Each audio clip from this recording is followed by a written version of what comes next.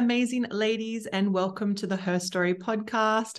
My name is Kylie King, and I am your host. And today I am joined by the amazing April Summers from April Summers Relationship Coaching. And she's joined me all the way from the Hills District in Sydney, and I'm so glad she's here. Thank you for joining me today. Thank you for having me, Kylie. I'm super excited. So let's get started with the listeners. Can you tell us a bit about yourself and what you do? Yes, definitely. So I am 43 and I am a single mum, and I recently started the business. So I've been doing this business for just over 2 years now, and I have 2 kids, age 6 and 7. Sorry, no, now they're 7 and 8. Gosh, they just Go too fast. And yeah, I now have a new partner, but I co-parent with a really amazing man. We get along and we live really close by. And yeah, I've had a couple of different careers, and this is, my story, and what I've been through has led me to what I feel and believe is what I was meant to do always. So yeah, I'm really happy to have found something where I feel really aligned and passionate to just really get out there and help people. So what sort of services do you offer as a relationship coach? So currently I offer one-on-one coaching, and that's just so that it can be really personalized and direct and have like the biggest impact. So that's really all I offer at the moment. And along with that, I do WhatsApp coaching as well. So people, when they sign up for one-on-one, they also have access to me over that WhatsApp, so that whenever they're sort of unsure of what to say to a guy, or they've just had a tiff with their partner, they're like, oh, what do I say? Or I've fallen off the wagon, what should I do? I'm there sort of in their back pocket to let them know and to support them and guide them still. Yeah. That was going to be my next question. Like, why would someone come to a relationship coach? Is it mostly women that you help, or how does that work? Yeah, so it's mostly women, and it's generally women that, are very successful in their lives. They have an amazing business, or they're working mums, and they've got great friends. Their social life's awesome. Family's good. Like, their life's amazing, but it's just that one last piece that they just haven't seemed to nail. Like, they're dating, and it's like everything's great in the beginning, and then it just always fizzles out after like a few months. Like, the man starts to pull away, and they're like, oh, it's like the same pattern keeps happening over and over again. And so they're like, I have to figure out, obviously I'm the common denominator, but I don't know what it is that's happening. So yeah, that's why they come. That's good. And then they can come to you and go, what's going on? Like a good venting system sort of thing, like, this is what happened, and to see it from another point of view, which is great. Yeah, exactly. And I think that, I know, like, most people that come to me, it's like there's always something underneath the surface that's going on, past hurts, maybe some, attachment stuff, or like childhood wounds that they've never really looked at, that create behaviors in relationships, and especially in new connections, that they're not aware of. So it's that sort of stuff hiding in the background that they're in their subconscious that needs to sort of be brought to the surface. So I guess that's what my superpower is, just, highlighting those areas where they're like, oh, wow, I was so not aware of that. That's amazing. Yeah. So what made you get started in doing relationship coaching? So I would have to say that it started back in my early 20s. So I was diagnosed with generalized anxiety disorder when I was 19. And for a good 15 years, I suffered with anxiety on the daily. So on the surface, I had a great career. I had a lovely boyfriend. My family was awesome. I was, I guess, what now is coined as masking.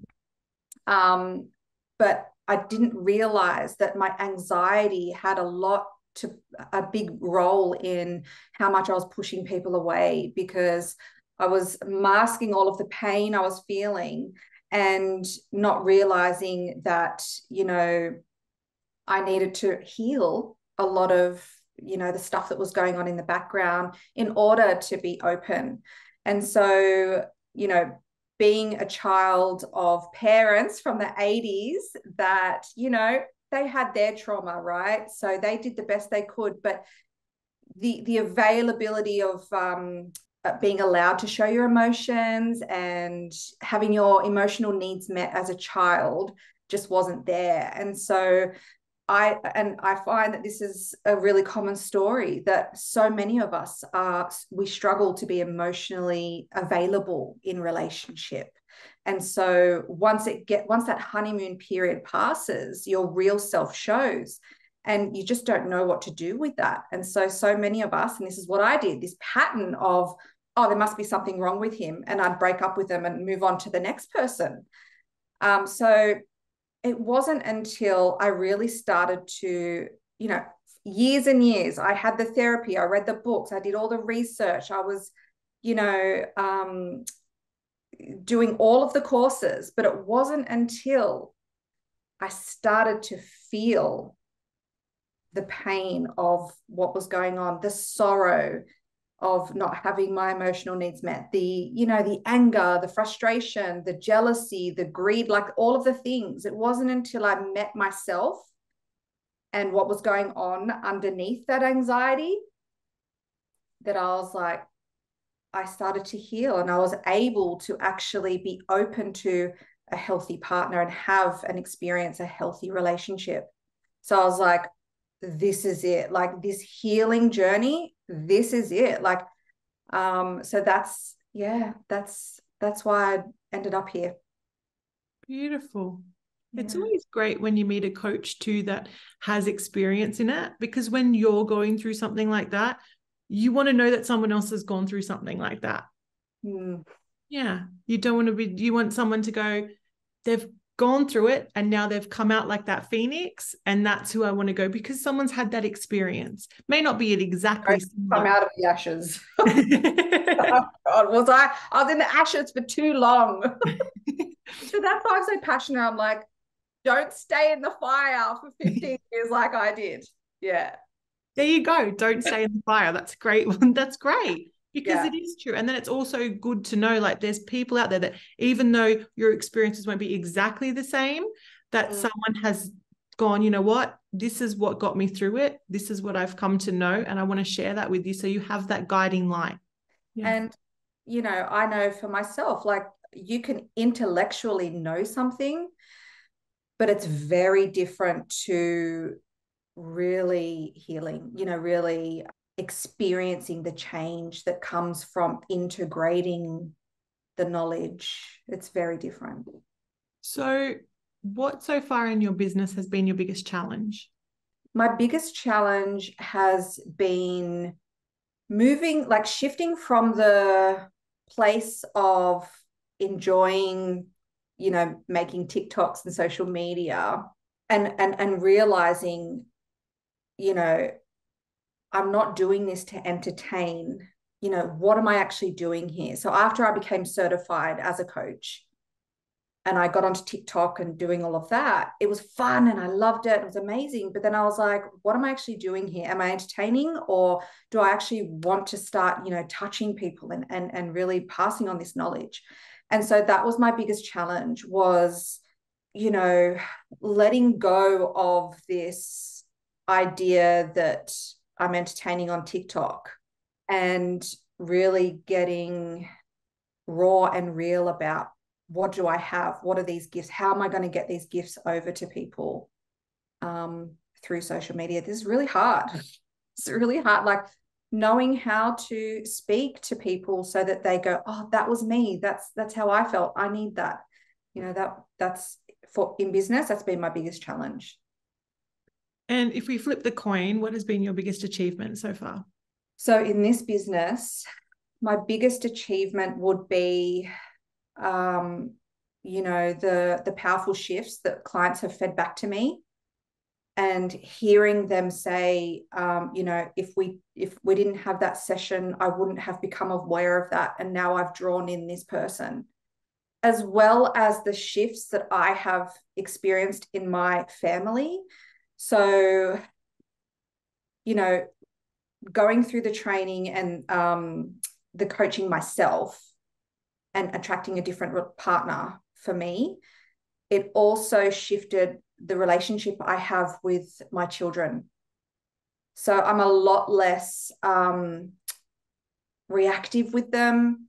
I see the cry for connection now rather than it being a fight. And I'm more present. I am more open.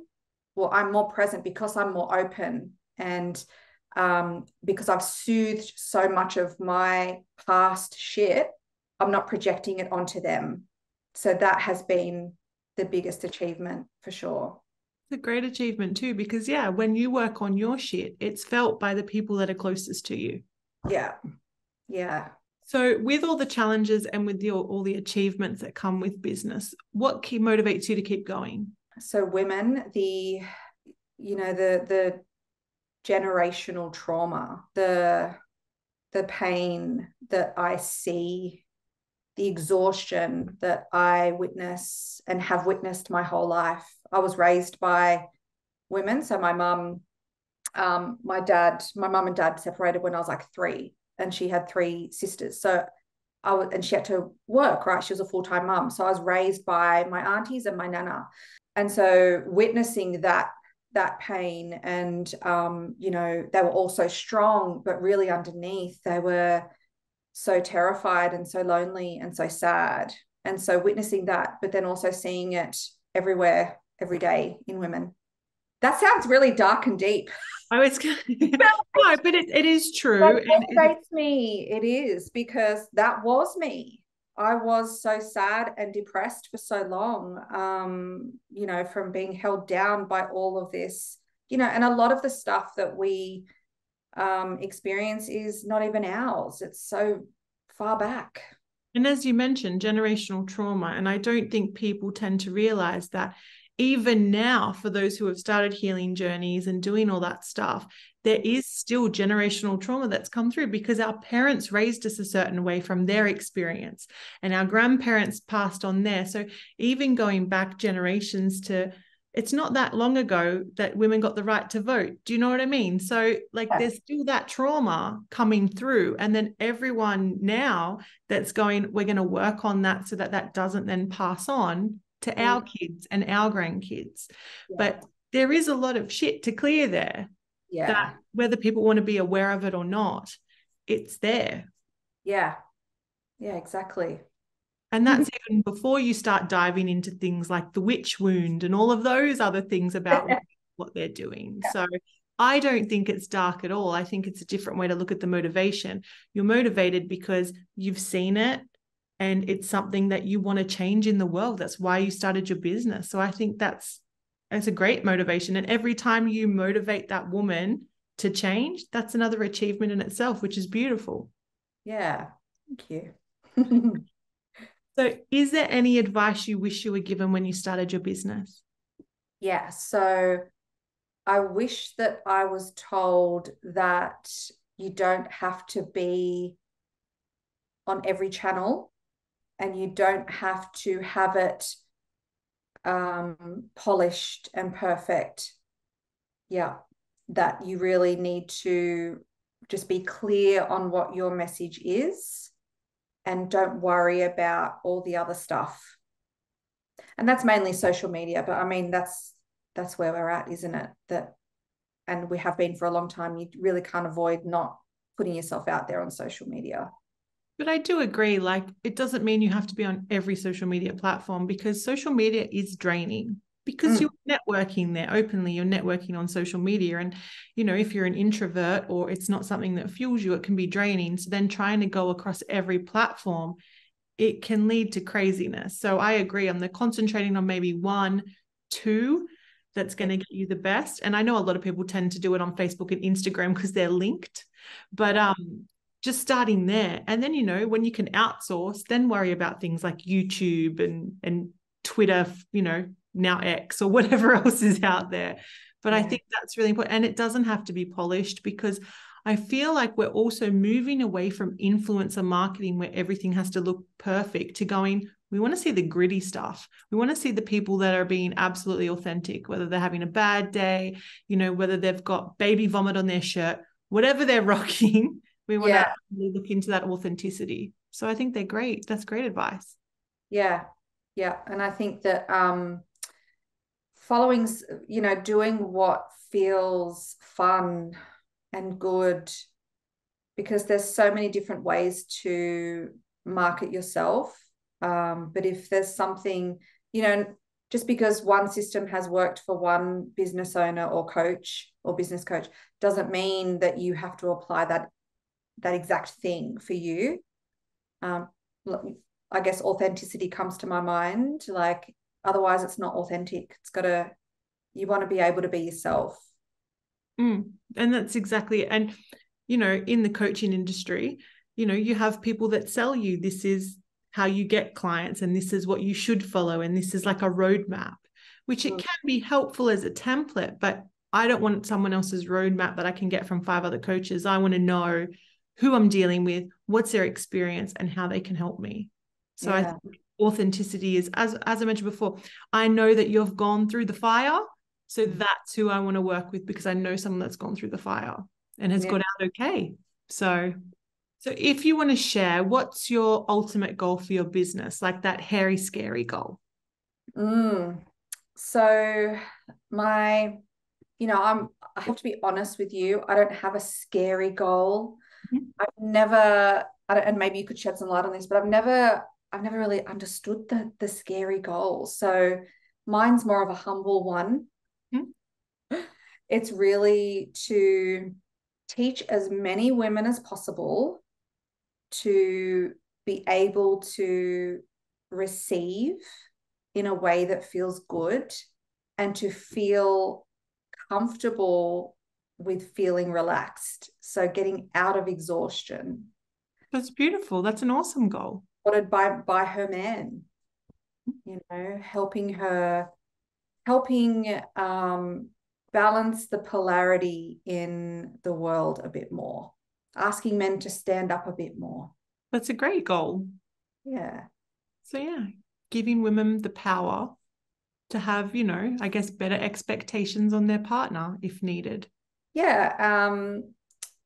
I think it would be giving women the power helping them to see the power that they already have, to unravel the lies that we've been sold by the patriarchy.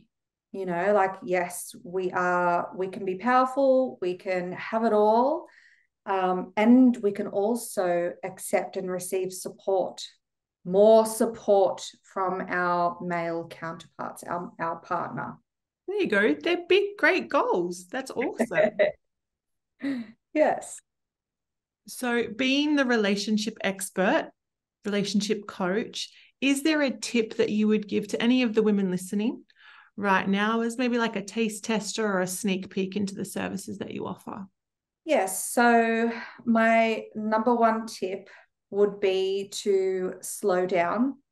So whenever we slow down, so whether you're dating or married or with your long-term person, what I see commonly is the woman that is powerful and driven and ambitious and amazing, and she's a mom and she's got this job and this great life, is that she is exhausted in her relationship.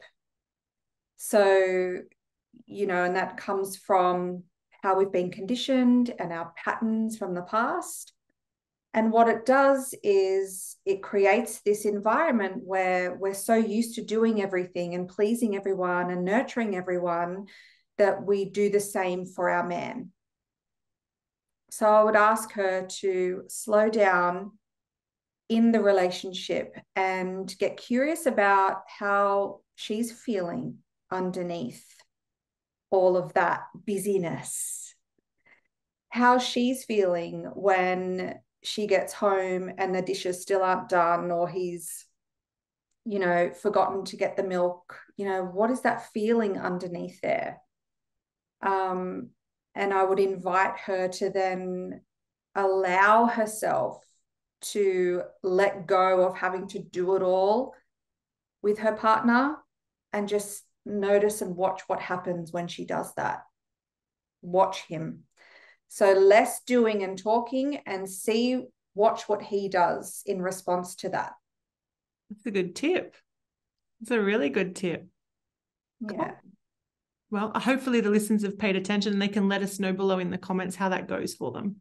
Yes, hopefully. So usually a lot of stuff comes up, and that's when, as a coach, you celebrate because you're like, yes, this is where we get to, the real juicy stuff. What am I really feeling? Oh, it's not that he left the butter knife on the table again. It's that, I feel unloved, like he doesn't care. So it's like, oh, is that true? And where is that coming from? Yeah. And how can we communicate that to him so that it doesn't make him shut down and pull away or get defensive? So communicating in a way where he goes, yeah, okay, I get it. And how can I change that? I want to change that because I love you. And then when that part comes, that's when they reach out to you and go, April, please help me so I can say this the right way. Yeah. Fantastic. So how do we stalk you? Where do we find you? So the best place to find me is on Instagram. So it's April Summers Coaching. Yep. And I'm also on TikTok. So I put really long videos on TikTok where I give all of this like techniques and tools. So it's a great place to go if you want video content. Yeah. So Instagram, TikTok, I know you're in the Australian Ladies in Business group. Do you have a website? Yes, have a website. Yep. Yeah. So that's there. So it's aprilsummerscoaching.com. Yeah. Beautiful. Well, thank you so much for joining me today and sharing, the amazing work that you're doing and how we're, coming up against the patriarchy. Big one. Thank you. Thank you so much, Kylie. I really appreciate you having me here.